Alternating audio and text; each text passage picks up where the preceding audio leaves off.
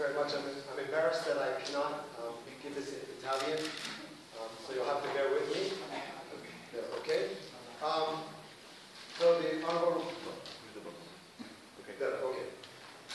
The Honorable Roberto Formigoni, Dr. Giuseppe Sala, Professor Giuseppe Alonso, Rob Lichetti, Ambassador Guidon, and Ambassador Meir, anyone else's names who I've forgotten, I'm sorry, the other authorities and distinguished guests.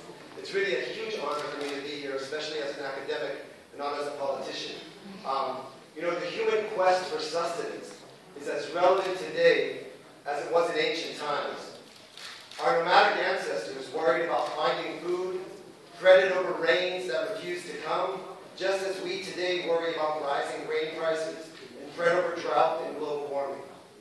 Indeed, our quest for food has shaped all of human history. You know, 10,000 years ago, somewhere in the Middle East, perhaps maybe even in Israel, an innovative nomadic gatherer-hunter had the wherewithal to save some of the seeds from the wheat plants growing around him, and to plant these saved seeds in the following year. His family and friends, as had their forebears, had foraged for and ate these seeds, but it never occurred to them to save them and to purposely plant them the following year. This event, the cultivation of wild wheat, was a turning point in human history, which sparked the first green revolution, enabled man to plan for future food needs, enabled the development of permanent villages, enabled planning and culture, and in short, it enabled modern civilization as we know it.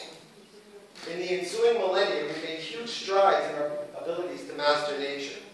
We've domesticated an endless variety of plants, which provide us with grains, beans, fruits, and vegetables. Our markets teem with produce, and global trade means that Israeli cherry tomatoes and Italian olives are served together in restaurants in New York.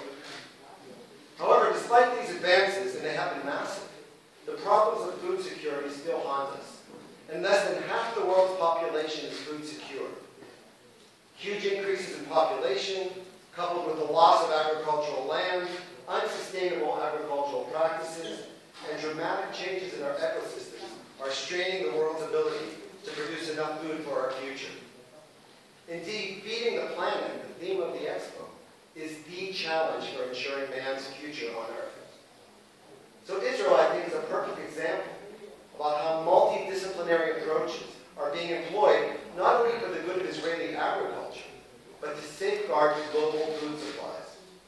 Agriculture is one of our great successes, as we've already heard a few times, and it's quite surprising, considering that we've not really been blessed with huge verdant agricultural lands. Actually, over half our country is desert, and with the rest, only about 20% is classically considered agricultural land. Per person, that's 1/8 of what you have in Italy, and 1/25 of what's in North America.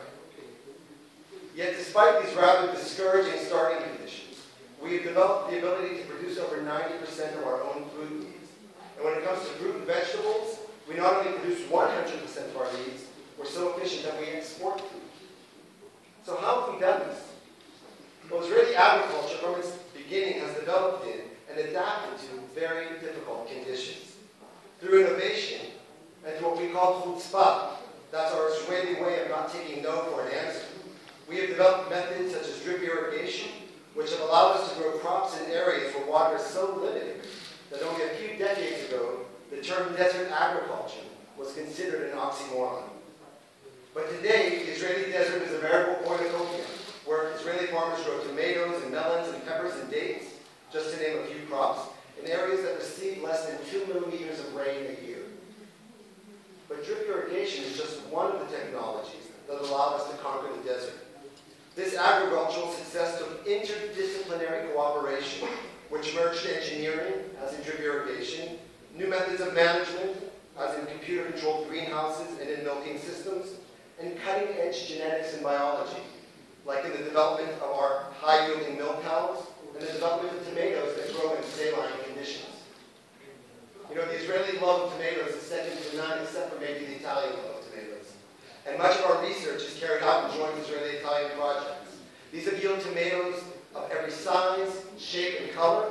And one of my daughter's favorite ones is the small, greenish-brown, what we call chocolate tomatoes, which actually have the highest vitamin content of any tomato ever made. Our success in the field grows out of our success in the laboratory.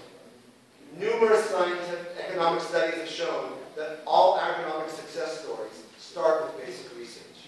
And Israel has maintained strong academic research programs in plant and agricultural sciences, and these programs continue quite literally to yield fruit.